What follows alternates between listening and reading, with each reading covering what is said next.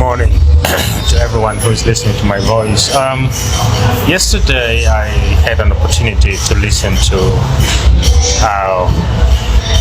OJARA MAPENDUZI of Aliba about the atrocities that happened in Gulu on the 6th of December 2025.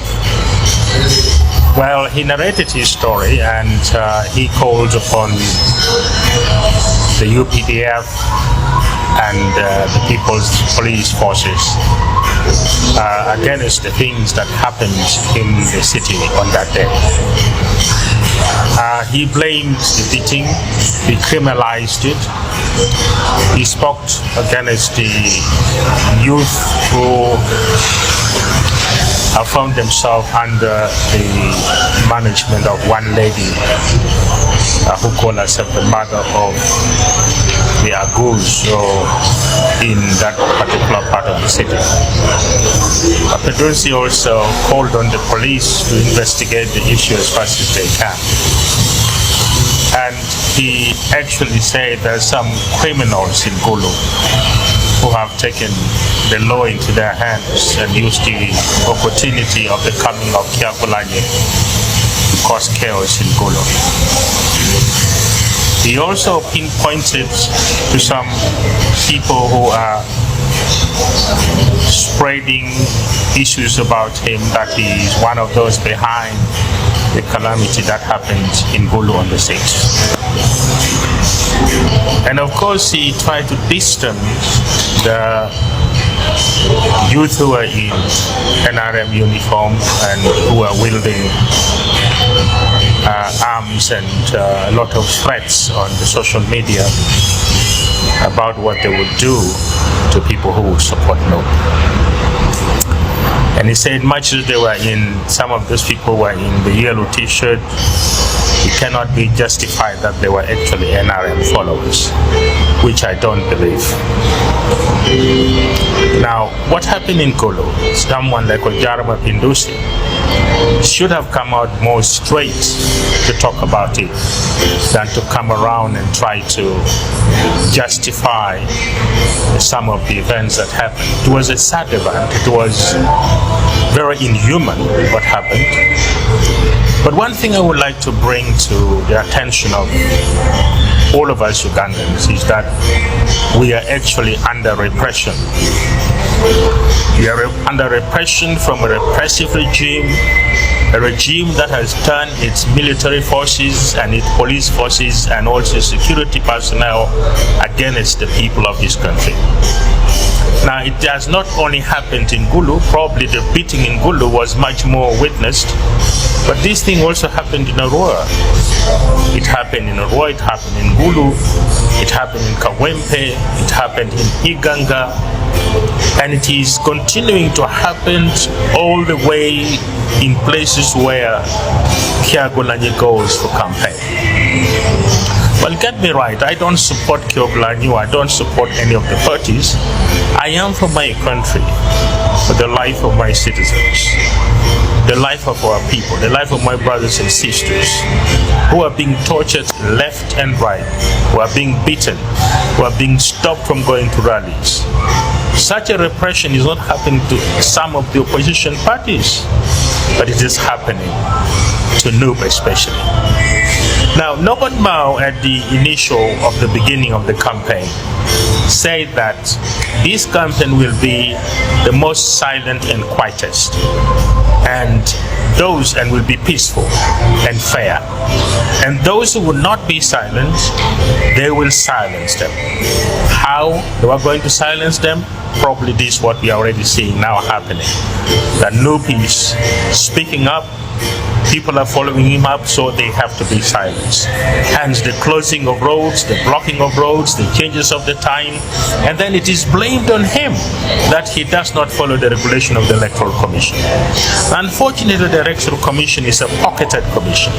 It's a commission which is partisan, a commission which is working for the NRM, working for the government, because they can speak out anything very clear against the atrocities that are happening to the people of Uganda. And we see this every day. Now today people in Kasesa are preparing themselves to receive their Kulani. But what is happening? They are being intimidated, they are being arrested, they are being tortured, they are being picked. So this is a challenge, and this is a case for us. Repression is happening. Our church leaders who should be speaking against injustices, against oppression, against intimidation, against unlawful arrest of people are just quiet. The politicians in Gulu, for example, are supposed to speak out. Again, are speaking against one opposition party, which is no. Now, I as a person, as an individual, I take my stand for my country, for my people, for my brothers, for my sisters, for everybody who is out there, who is a Ugandan, who constitutionally have the rights. They have their basic constitutional right, they have their human rights, they have their freedom of speech, but everything is being capped by this government. We are seeing a lot of violence everywhere around the opposition party, particularly the National Unity Platform. Now this is an election which everybody should be free to campaign.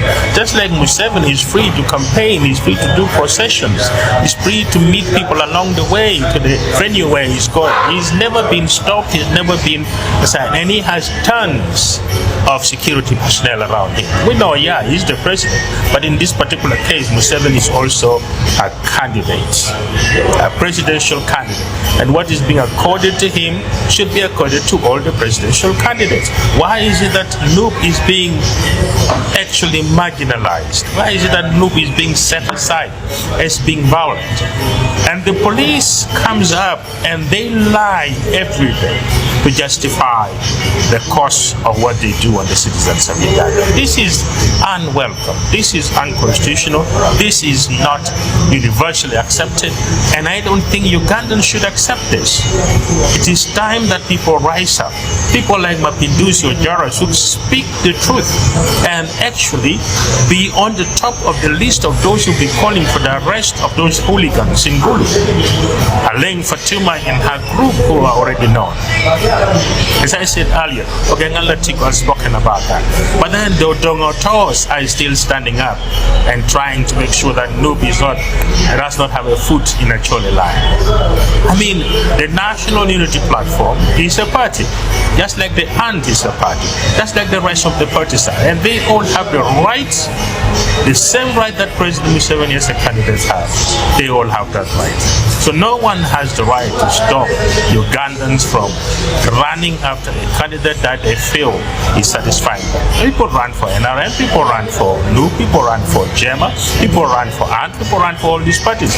Why is it that there is a lot of torment around the supporters of NU? The police forces have turned themselves into a rock force. Actually, the UPDF have turned itself into a rock army, beating citizens, torturing citizens, lying live on televisions to us, justifying that the beatings are proportionate. Proportionate to what? That what is done is they have to protect the security of the country. Protect the security of the country from who? Who is threatening the country? The National Unity Platform are very peaceful in their move of campaign. They have never caused any incitement anywhere. At least I have not seen any. But always they are being provoked by the Uganda police forces, by the Uganda People's Defense Force. Even now they have included the prison. The prison officers are also in the street. Is that where they're supposed to be? Aren't their job to look after the inmates in the prison? What are they doing in the street? Unless this government has turned all the forces into its own forces to do its own dirty things against the people of this country. I pray that this election will be a fair one. I pray that people will find a situation where everybody is given a fair trial, a fair circumstances, just like the president of Uganda is given. He's a presidential candidate. What he deserves is what all the other parties deserve. May God help our country. And may this election coming in 2026 honestly be a fair one. But we can't see it going to be so, because already there's a lot of threats on the lives of people of Uganda. God bless you.